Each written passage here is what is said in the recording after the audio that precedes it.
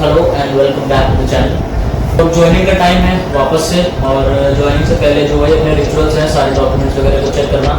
तो अभी मैं वही कर रहा था बैठ के, तो मैंने सोचा कि अपने डॉक्यूमेंट्स चेक करते करते क्यों ना एक वीडियो बनाई जाए जिसमें मैं भी डिस्कस किया जाए कि what are all those important documents जो कि हम सीफेयरर्स को रिक्वायरमेंट होती है बिफोर ज्वाइनिंग द शिप। तो उसके लिए मैंने अपने सारे डॉक्यूमेंट्स ऑलरेडी पहले से कलेक्ट करके रखे हुए हैं।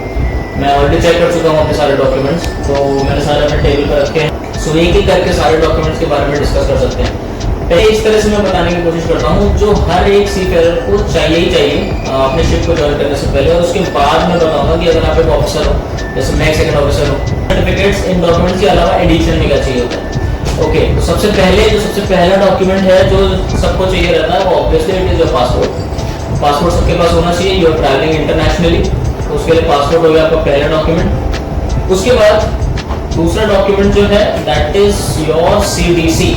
सीडीसी का फुल फॉर्म है कंटिन्यूअस डिस्चार्ज सर्टिफिकेट। ये आप जब बेसिक एसटीसीडब्ल्यू कोर्सेज अपने कंप्लीट कर लेते हैं, अपना पीसी कोर्स कंप्लीट कर लेते हैं, उसके बाद आपका ये सीडीसी बन जाता है। That is a mandatory requirement for all the seafarers to join the ship. इसके बाद जो सबके पास होना चाहिए वो है आपका इंडोर्स सर्टिफिकेट। ये सारे सीफेयरर्स का मिलता है। इस इंडोर्स सर्टिफिकेट के थ्रू आपको एक इंडोर्स नंबर मिलता है, एक यूनिक नंबर होता है। ये और भी किसी सीफेयर से मैच नहीं करेगा। It's a type of an identity only. अगला है आपका SEA. SEA that is a contract या फिर सीफेयर एम्प्लॉयमेंट एग्रीमेंट। कॉन्ट्रैक्ट जो आपका और आपकी कंपनी के बीच में रहता है। अब जैसे ये मेरा लास्ट ईयर का कॉन्ट्रैक्ट है, मैं सेकंड ऑफिसर के उस पर ज्वाइन किया था। तो इस कॉन्ट्रैक्ट में ये ऐसा रहता है कुछ 15-16 पेजेस का। इसमें आपकी सारी डिटेल्स, आपकी इंश्योरेंस की डिटेल्स, आपकी वेजेस, आपकी सैलरी वगैरह, आपका नेक्स्ट ऑफ केयर, इन सब की डिटेल्स रहती हैं। कंपनी के इमरजेंसी कॉन्टैक्ट्स, ये सब कुछ इसमें रहते हैं। इसके अलावा आपके ट्रैवल डॉक्यूमेंट्स भी होते हैं, बट वो जब मैं ज्वाइन करूंगा, मेरे टिकट्स आएंगे, उसके लिए मैं ज्वाइनिंग के टाइम दिखा दूंगा ट्रैवल डॉक्यूमेंट्स में क्या क्या होता है। इसके बाद नेक्स्ट इंपॉर्टेंट थिंग, इसमें मैंने पहले भी बहुत फोकस किया, ये होता है आपका मेडिकल। ये बहुत जरूरी है, हर ज्वाइनिंग से पहले होता ही होता है। मेडिकल के regarding I would also like to say, और मेडिकल में दिखा देता हूँ कंप्लीट मेडिकल सर्टिफिकेट, वैक्सीनेशन के कुछ सर्टिफिकेट्स हैं, और ये आपका कंप्लीट मेडिकल। अब इस कंप्लीट मेडिकल में होता क्या है कि एक तो आपका नेशनल मेडिकल है जो आपकी कंपनी करवाएगी और डीजी अप्रूव डॉक्टर से ही करवाती है। दूसरा आपका एक फ्लैग मेडिकल भी इसी के साथ अटैच होता है। अब फ्लैग क्या होता है, फॉर एग्जाम्पल आपका शिप पनामा रजिस्टर्ड है, तो आपका जो मेडिकल होना है एज पर योर डीजी वो तो होगा, प्लस फ्लैग के जो रिक्वायरमेंट्स हैं, जो एडिशनल टेस्ट अगर कुछ है किसी चीज में, कुछ एडिशनली अगर चेक करना है फिजिकली, तो वो सब भी होता है। तो इसमें उसके बाद अगला डॉक्यूमेंट है this is your SID, seafarer identification document. ये आपको कई जगह पे देखा जाना स्टार्ट कर चुके हैं। जहाँ तक मुझे याद है कोरिया में और यूके में इसको मांगते भी हैं कई जगह। ये एज एन इम्पोर्टेंट डॉक्यूमेंट इसको मांगा भी जाता है।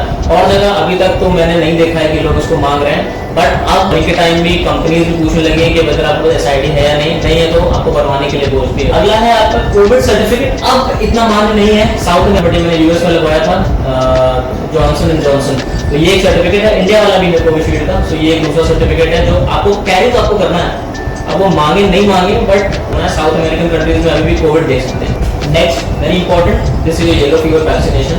ये जब आप अपना शिप ज्वाइन करेंगे, ये सबके शहर में हो जाता है। अगर आप छोटे शहर से तो किसी न किसी बड़े शहर में हो जाता है। गवर्नमेंट हॉस्पिटल्स मेजरली ये वही होता है। एक बार आपके लग गया, लाइफ टाइम इसकी वैलिडिटी होती है। आप जब शिप ज्वाइन करेंगे, आपकी कंपनी आपको खुद इंस्ट्रक्ट करेगी आपको कहाँ से येलो फीवर लगवाना है, और दिस इज वेरी इंपॉर्टेंट, ये बहुत इंपॉर्टेंट है। उसके बाद I think the last one, ये है आपके एसटीसीडब्ल्यू कोर्सेज। ये आपके एसटीसीडब्ल्यू कोर्सेज 5 कोर्सेज होते हैं। मैंने आईएमयू चेन्नई से पास आउट किया है अपना प्रीसी। सो 5 तरह के कोर्सेज होते हैं। इनके नाम पर्सनल सर्वाइवल टेक्निक्स, पीएसटी है, एफपीएफएफ है, ईएफए है, और आपका एसटी है, और आपका पीएसएसआर है। तो ये 5 बेसिक एसटीसीडब्ल्यू सर्टिफिकेट्स हैं। ये होने चाहिए, इनका सर्टिफिकेट आपके पास होना चाहिए ना। ये तो हो गए वो सारे डॉक्यूमेंट्स जो आपको, अगर आप सीफेयर हो, आपके पास ये डॉक्यूमेंट्स तो आपके पास होने ही चाहिए। तो अब apart from these documents, now you need a COC. This is a certificate of competence. Basic language, this is your license. मैं इस टाइम सेकंड ऑफिसर हूँ, ये मेरा लाइसेंस है। This is the COC. उसके बाद आता है आपका दिस इज GOC। आपको मिलती है जब आप सेकंड मेट्स की तैयारी कर रहे होते हैं, जब आप एग्जाम्स अपने सेकंड मेट्स के दे रहे होते हैं। GMD से कोर्स हमें करना पड़ता है। और कोर्स करने के बाद आपको एग्जाम्स क्लियर करने होते हैं GMDSS का। सेकंड मेट्स तो आप कर ही रहे हो, दैट इज डिफरेंट। GMDSS का आपको एग्जाम क्लियर करना पड़ता है and after that you get that booklet. अभी इस बुकलेट के साथ साथ केवल ये नहीं, आपको इसका एंडोर्समेंट भी कैरी करना पड़ेगा। आई विल शो यू कैसा लगता है। सो ये बुकलेट है, सो मैं रख देता हूँ साइड में, और ये है GMDSS का endorsement. So both the things you need to carry when you are joining your ship. Basically GOC booklet क्या है, जैसे कि इसको मैंने दिखाया, ये आपका लाइसेंस है for the navigation, for ship navigation. उसी तरह ये आपका लाइसेंस है फॉर रेडियो ऑपरेटर। अब हम GMDSS इक्विपमेंट्स यूज करते हैं ऑन बोर्ड। फॉर एग्जांपल आपका MFHF हो गया, VHF हो गया, राइट, आप SATC यूज करते हैं, आप ये सारे इक्विपमेंट्स यूज कर सकते हैं। So you should have a proper validation, a proper certification, तो उसको ये मान्य करता है फॉर योर GMDSS, ये और ये जो आपका एंडोर्समेंट है। उसके बाद जो मैंने आपको कोर्सेज दिखाए थे अभी STCW 5, वो तो आपको मिनिमम करने ही है। बट एज एन ऑफिसर, अभी फिलहाल मैं टेक ऑफिसर्स की बात कर रहा हूँ, इंजीनियर्स की बात नहीं कर रहा हूँ। एज ए टेक ऑफिसर ये कुछ एडिशनल सर्टिफिकेट्स हैं जो आपको कैरी करने हैं। पहला है आपका PSCRB, दूसरा है आपका एडवांस फायर फाइटिंग, उसके बाद है आपका medical first aid, that is known as your MFA। उसके बाद आता है आपका ECDIS, electronic chart display information system. ये एक ECDIS का जेनरिक होता है। इसके साथ साथ ये तो जेनरिक ECDIS हो गया कि आप ECDIS ऑपरेट करने के लिए आपके पास सर्टिफिकेशन है, बट डिफरेंट शिप पे डिफरेंट मेकर्स के रहते हैं ECDIS। For example various brands हैं, JRC है, ट्रांसस है, Furuno है, तो आपके पास वो टाइप स्पेसिफिक सर्टिफिकेट भी होना चाहिए। वो है तो जैसे मेरे लास्ट शिप का मैं दिखाता हूँ, मेरे पास 2-3 सर्टिफिकेट्स हैं, बट ये लास्ट शिप का मेरे पास Furuno का है। मेरे लास्ट शिप में Furuno का ECDIS लगा हुआ था, FMD 3100 मॉडल था उसका। तो ECDIS के साथ साथ आपके पास ये होना चाहिए। इसके साथ साथ आपके पास ARPA का सर्टिफिकेट भी आपके पास होना चाहिए। This is for deck officers, जैसा कि मैंने बताया। अब बहुत सारे सर्टिफिकेट्स ऐसे हैं जो it's on the flag of your vessel. For example, अब अगर आपका फ्लैग माल्टा है या फिर पैनमा है, तो अगर आप उस माल्टा के या पैनमा के शिप पे आप ऑपरेट कर रहे हो, then you should have a certificate for that particular flag also. आप टेक ऑफिसर हो तो आपको एक तो नेविगेशन का चाहिए, प्लस आपको रेडियो ऑपरेटर जो GMDSS मैंने दिखाया आपको, जो हमारा नेशनल वाला था, वो तो चाहिए, प्लस आपको इनके फ्लैग का भी चाहिए। तो वो कैसा दिखता है मैं दिखाता हूँ। मेरे पास कहीं मैं पनामा का दिखा देता हूँ। सो ये कुछ इस तरह का दिखता है।